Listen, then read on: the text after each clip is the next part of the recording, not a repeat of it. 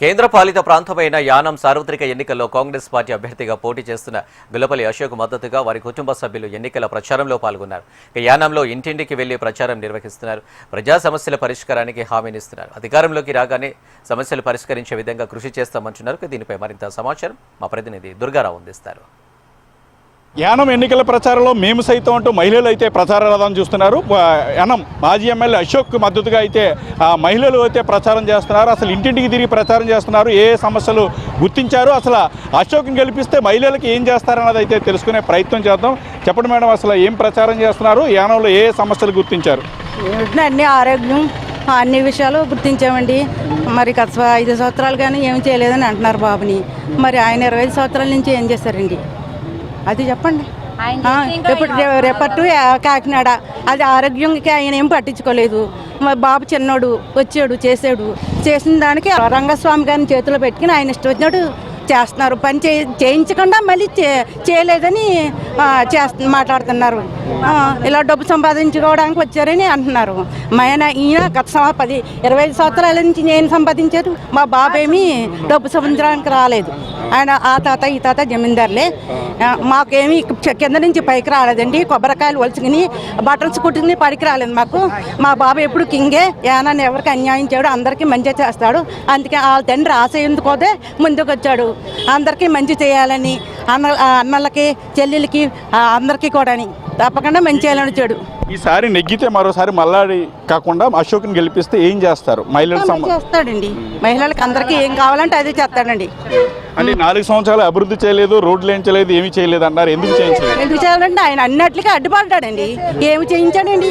అన్నిటికీ అడ్డుపడి ఏమి చేయకుండా చేశాడు. ఇప్పుడేమో చేయలేదని ఆయనే అంటున్నారు. అన్ని అందరికీ మంచిగా చేశాడు. అశోక్ మదర్గా మీరు అశోక్ని చూసారు, వాళ్ళ నాన్నగారిని చూసారు. ఇద్దరి మధ్యన డిఫరెంట్ ఏంటి? డిఫరెంట్ ఏముందండి? డిఫరెంట్ ఏం లేదు, అంతా ఇదే. ఆయన వాళ్ళ నాన్నగారు ఆశయం కోసమే వచ్చాడు అశోక్. యానం ప్రజలకు మంచి చేయాలని వచ్చాడు. మీరు ఇంటికి వెళ్తున్నారు కదా, ఏమైనా సమస్యలు గుర్తించారా? ఎలా ఉంది మీ మద్దతు? ఎలా ఉంది? మహిళలు ఎలా రిసీవ్ చేసుకుంటున్నారు? బాగానే ఉందండి, అందరూ బాగానే రిసీవ్ చేసుకుంటున్నారు. ఇప్పుడు మా అశోక్ వాళ్ళ సతీమణి గారు మనతో అందుబాటులో ఉన్నారు. ఎలా ఉంది మేడం, మీరు క్యాంపెయినింగ్ చేస్తున్నారు కదా మీ అశోక్ మద్దతుగా?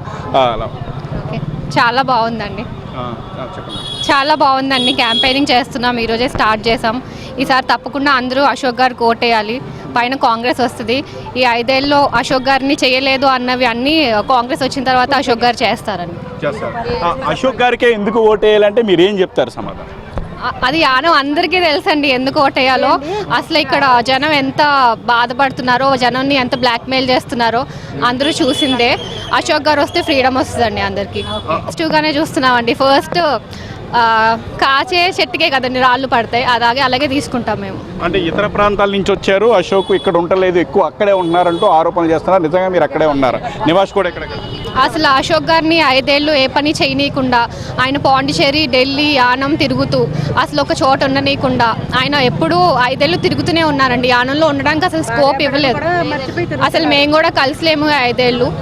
ఫైనల్గా చెప్పండి, మీరు యానం ప్రజలకు ఏం విజ్ఞప్తి చేస్తున్నారు ఈ ఎన్నికల్లో? మీరు యానం ప్రజలందరూ అశోక్ గారికి ఓటేసి ఈసారి కాంగ్రెస్ని గెలిపిస్తే అశోక్ గారు ఇళ్ల పట్టాలు ఇస్తారు. హెల్త్ అంతా కాకినాడ వెళ్లకుండా అందరూ ఇక్కడే వైద్యం అందేలా చూస్తారు.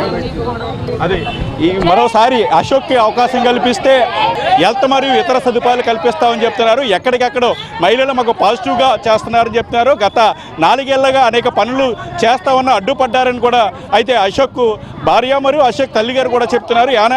యానం ఎన్నికల్లో అయితే మేము సైతం అంటూ మహిళలు పాల్గొన్నారు.